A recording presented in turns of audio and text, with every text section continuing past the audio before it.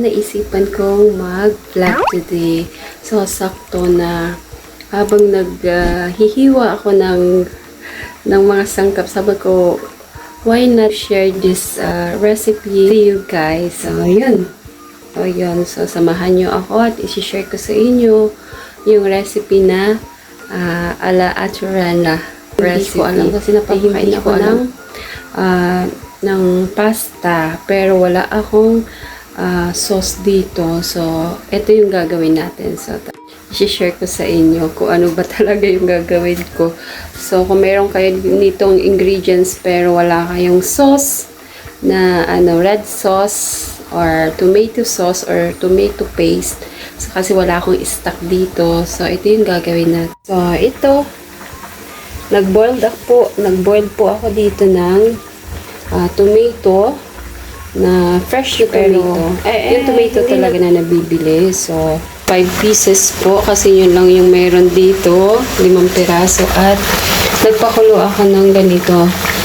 Natira kasi itong pasta na to, natira nung nakaraan. Kasi mahilig na talaga ako sa pasta. So, hinalo ko ng macaroni pasta or tsaka yung parang spaghetti pasta. So, ayun. So, habang pinapakulo natin to, naghihiwa naman ako dito ng capsicum or yung sili po na ganito siya. So, ayun. Kita nyo po, nakahiwa na po ako kasi nga, tapos nag-vlog ako. So, ayun, i-vlog ko lang, yun lang. So, tara po, madali na ito. Hiwa muna po tayo dito. So, yun. So, hiwa muna tayo. Nag-wash uli ako. It's mag-7 po dito. Hiwa lang tayo.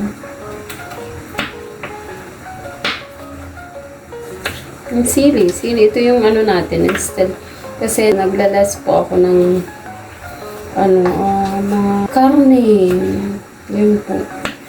Yes po ako sa karne. Or yung mga mayroong estrogen, basta estrogen po yun. Kasi nga po, nagpa-check up po ako. Yun yung parang kasi sa hormones daw po. So, parang basta po, pag pinag-iisipan ko kung isi-share ko po sa inyo yung check up ko po at saka yung pinagdadaanan natin. So, yun. So, ito. Green olives. Wala kasing sauce. Wala rin akong ketchup. Karamihan, minsan ketchup po kasi yung diba? Nilalagay. So, ito yung natin.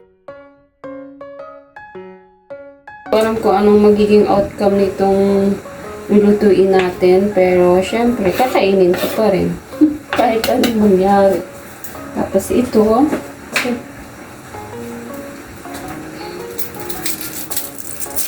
sa inyo po ba, hinuhugasan nyo to pag mayroon kayong, pag hinihiwa nyo? Sa akin hindi na kasi nakaano naman siya. May balat naman siya na aalisin. So, yung sa loob, malinis naman. So, yun. Baka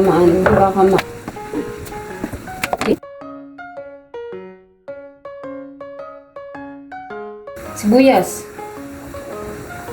Yung onyo,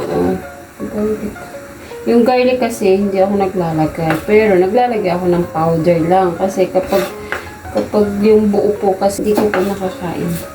Kasi ayaw ko ng lasa ng yan. So, antayin na lang po natin na maluto yung So, eto. Lapit na. Lapit na po. Kailangan maluto natin to. Yung parang basta siya. Yan. Kailangan na bukang-buka yung pit na to, pero ito hindi pa.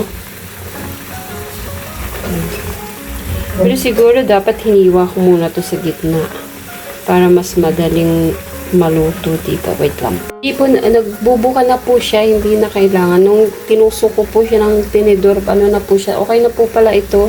So, cook na po. So, yan. So, dahil nga po, na ito, kukunin na po natin ito. So, ilalagay po natin dito, syempre.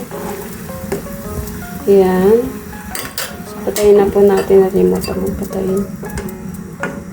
So, So, ayan o, cook na siya. Tapos, i-smash natin to. Yeah, i-smash po natin. So, alag na si Ariel. Super init. So, ayan, alisin na natin kasi baka pangit kasi pag cook na po. Ayan. So, ayan. Ito na. Ito na po. So, ayan. So, ito naman po, bago po tayo maggisa, gaganitin na po natin. Alisin muna po natin to. Ito sabaw. Kasi lalagay po natin to ulit dito. Kasi medyo madami. So, ayan.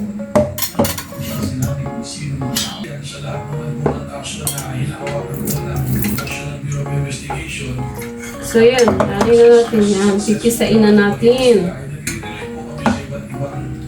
Yan. Ito po yung ipapanggisa po natin. Pero pwede namang i-blend natin.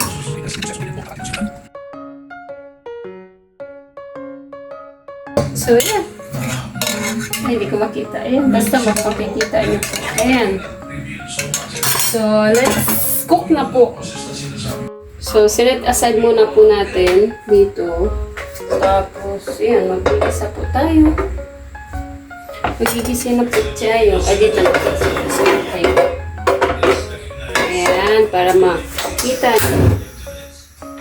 So,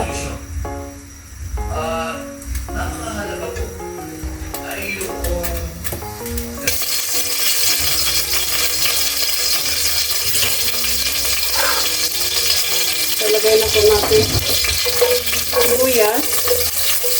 Buyas lang.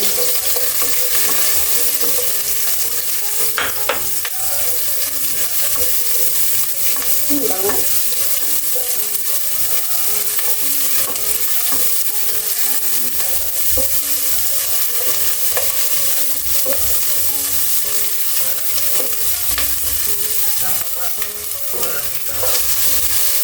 Okay, yung capsicum.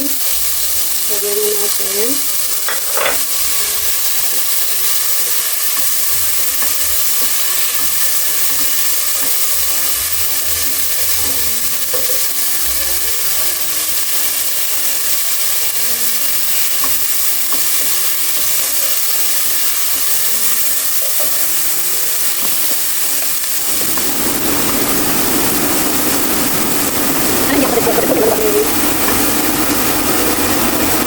Nahalo ko ang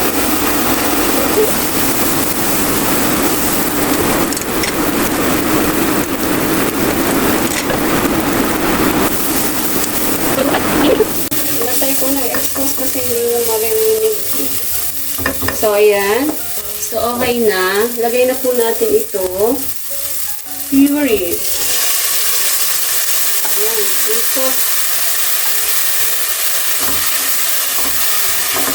Ayan, ganyan po. Ayan.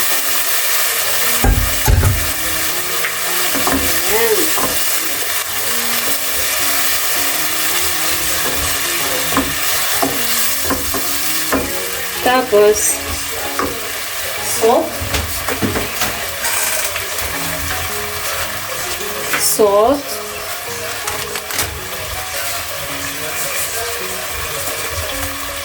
Black pepper. Dito tayo. Salain natin.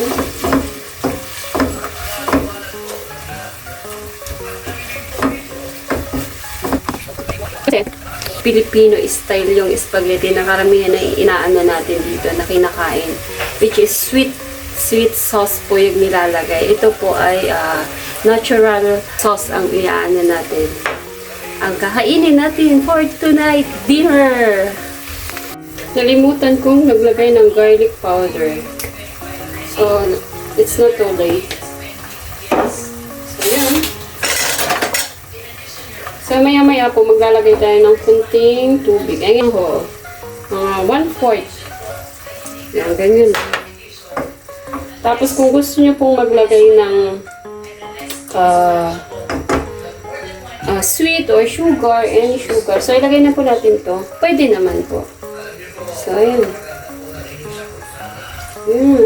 Ito parang madami-dami. Parang bukas ko to. So, ayan.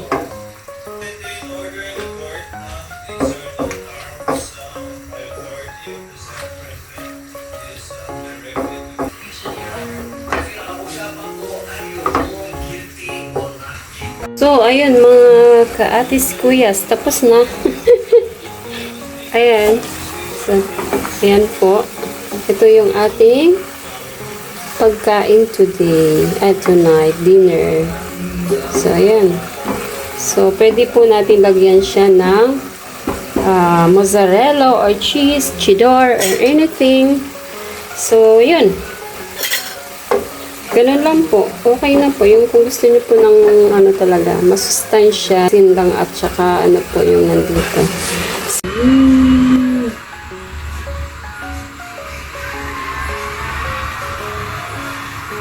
Parmesan! Bye! Kakain na si Ate Rana nyo. So, sa susunod ay luluwas ako ng Manila para mag-unwind. So, lubos-lubusin ko na bago ako umuwi sa Bicol. Kasi nga, gusto kong mag-relax. Kasi nga, tapos na yung may check-up ko. So, siguro, may share ko din siguro sa inyo kung ano yung ginagawa ko dito at saka ano yung mga check-up ko. So, yun. So, good news naman kasi may pagbabago. It's a good news for me. So, yan. I-share ko kasi para maging aware din po kayo siguro. So, pero pag-iisipan ko pa. So, sige po. Bye! Have a good day and God bless us all. Bye! So, yan na. So, yan ay parmesan ang nilagay ko po dyan. So, ayan. Ang ating dinner. So, let's eat po.